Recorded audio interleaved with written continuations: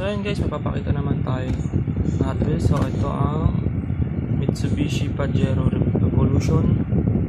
So yan, ito yung pinakauna kong nahan. So ito, review lang natin. So ngayon may isang kulay ito, yung color white. Bagong ano yun, case yun ngayon ng Hot Wheels. So yan, itong pula na to astig ng pagka-red na itong Pajero na to.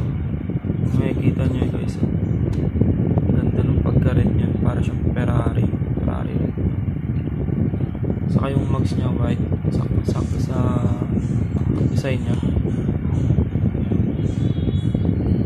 Ito yung tipong masarap i-custom na Hot Wheels. Papalitan mo ng mags yan. So ayan, may headlight na rin siya, print na rin ng headlight, tapos meron siyang logo ng Mitsubishi, kaya ayos na sa atin. 4x4 na Pajero, maganda rin na yun.